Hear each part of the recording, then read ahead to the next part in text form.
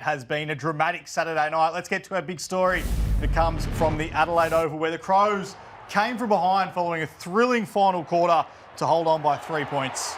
Yeah, Riley, this was the first goal kicked, actually the first point at all kicked in the final quarter. 17 minutes 30 into that final term. It was a matter of which coach was going to blink first, and then it ended up in a shootout. So goal for goal all the way through. We saw Riley Thilthorpe take a very important mark, then go back and slot it. And then explain to me how Nick Dacos can get a handball received at the top of 50 when the game is on the line.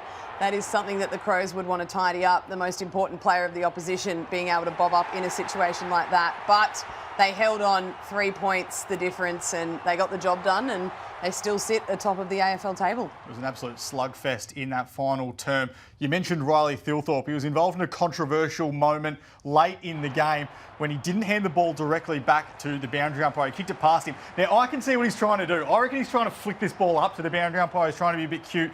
No free was paid. I'm happy with that. I'm comfortable with that. I reckon you've got to play a bit of common sense there. Yeah, for me, to the letter of the law, that is a free kick. But when you look at the context of the game, I don't think that free kick then loses Collingwood the game. Yeah. They're not paying that. So it's not one of those ones where that happens where a player could have a snap, a shot on goal, or it's a kick inside forward 50. So whilst Pies fans are going to be filthy that that's not paid a free kick, because technically it was one, in my opinion, that did not change the outcome of the match. I think they're haunted by that memory of what happened against Fremantle a couple of years ago as well, the Pies fans. All right, so Adelaide has one hand on the minor premiership now, but what about Collingwood? Because they threw this game away. It was remarkable. They had 71 inside 50s to 37. They actually played this pretty well in the first term in terms of their ball movement, but then they started going long up the line. And yes, the weather had something to do with it, but were they a bit too risk-averse, Kate? Yeah, well, in the first quarter, they were basically play on at all costs, try and hit short kicks, be really dangerous and bold and attacking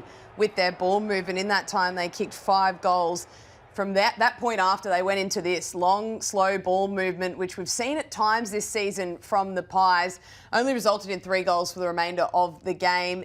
That is the biggest inside 50 differential that Collingwood have ever given up and not gone on to win the game. So the fact that they're plus 34 for inside 50s, but only kicked the 8 goals, the Crows had 9 goals from their 37 inside 50s. That is the big part of the match where really their movement inside 50 let them down. So they cough up a 25-point lead at quarter time, do Collingwood. They've lost 5 of their last 6 games now. They are in extreme danger of dropping outside of the top 4 by season's end.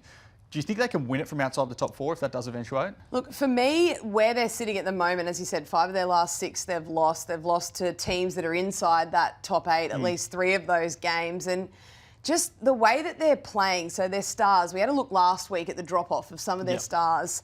They're not playing good enough football consistently enough for me to say that their team is stable enough to win from outside the top 4. You have other teams that are sort of threatening outside that top 4, like the Giants, when their stars are all firing, they are as good as anyone in the competition. But for me, what we've seen from the last sort of 5 to 6 weeks from Collingwood, it's been a bit Dacos or broke, really, at times. And that's both Dacos players. So it's one of those things, I don't think they can win it from outside the top 4 at this point with the form that they're showing across all 3 lines. It's going to be a massive week ahead for Craig McRae and Collingwood.